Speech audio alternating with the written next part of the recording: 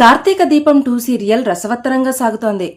పెళ్లి రోజున దీపా కార్తీక్ కలిసి ఉండకుండా మరో ప్లాన్ చేసిన జో, కళ్ళు తిరుగుతున్నాయని అబద్ధం చెప్పి కార్తీక్ ని తీసుకెళ్లిన జోష్న, కోపంతో ఊగిపోయిన దీపా పారు తాళి చేతిలో పెట్టి కార్తీక్ కి షాక్ ఇచ్చిన జోష్న. మరి ఈ రోజు ఎపిసోడ్ లో ఏం జరిగిందో తెలుసుకోవాలంటే వీడియో చివరి వరకు చూడండి. ఇక కార్తీక్ దీపా మాట్లాడుకుంటూ ఉంటారు. జోష్న అమ్మకు బలహీనత అయిపోయింది, తనకు ఏమైనా అయితే అమ్మ తట్టుకునేలా లేదు అంటుంది దీప. ఆ మాటలు చాటుగా నిలబడి ఉంటుంది జోష్న. నిజం తెలిసినా అత్త తట్టుకునేలా మనం ప్రిపేర్ చేయాలి అంటాడు కార్తీక్. ఇంతలో జోష్న బావా అనుకుంటూ వాళ్ల దగ్గరకు వస్తుంది. నాకు కళ్ళు తిరుగుతున్నాయి అంటుంది. అయితే ఇక్కడ కూర్చో అంటుంది దీప.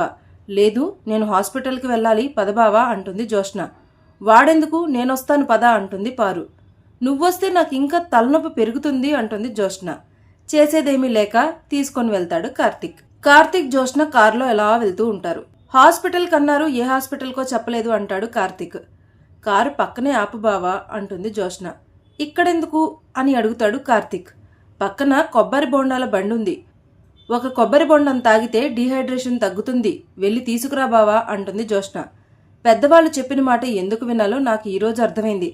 మా అమ్మ ఈరోజు ఎక్కడికి వెళ్ళొద్దు అంది, కాని నేనే వినలేదు అని చిరాకు పడుతూ కొబ్బరి బొండం తెచ్చిస్తాడు కార్తీక్. ఇంతలో కార్తీక్కి దీప ఫోన్ చేసి ఎక్కడున్నావు బావా అని అడుగుతుంది.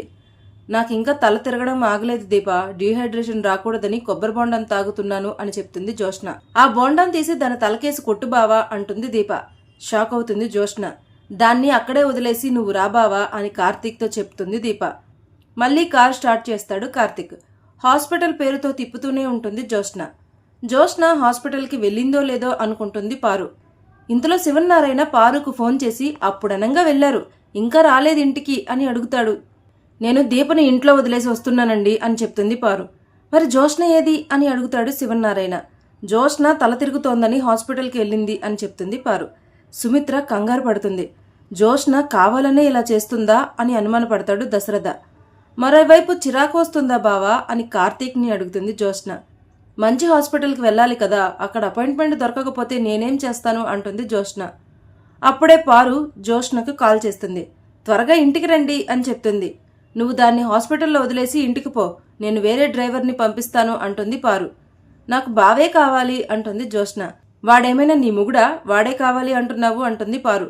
అలాగే అనుకో అని ఫోన్ కట్ చేస్తుంది జోష్న. మళ్ళీ మధ్యలో కారు ఆపి ఐస్ క్రీమ్ తీసుకుంటుంది జోష్న. కొంత దూరం వెళ్ళాక కారు ఆపి నీ పెళ్లి రోజుకి మంచి గిఫ్ట్ ప్లాన్ చేశాను బావా అని చెప్తుంది. ఏంటది అని అడుగుతాడు కార్తీక్. దీపే ఆ ఇంటి వారసురాలని చెప్తాను అంటుంది జోష్న. అయ్యో, నువ్వు ఇంత మంచి విషయం చెప్తావని తెలియక కాస్త చిరాకు పడ్డాను అంటాడు కార్తీక్. సరే, ఆ గిఫ్ట్ ఏదో త్వరగా ఇస్తే నేను వెళ్ళిపోతాను అంటాడు కార్తీక్. ఇది చాలా అరుదైన గిఫ్ట్ బావా అంటుంది జోష్న. కార్తీక్ని చెయ్యి చాపమని తాళి చేతిలో పెడుతుంది జోష్న. ఈ తాళి నా మెడలో కట్టి నన్నే గిఫ్ట్గా తీసుకోబావా అంటుంది జోష్న. వెంటనే షాక్ అవుతాడు కార్తీక్. ఇక ఇంతటితో నేటి కార్తీక దీపం 2 సీరియల్ ఎపిసోడ్ ముగిసింది.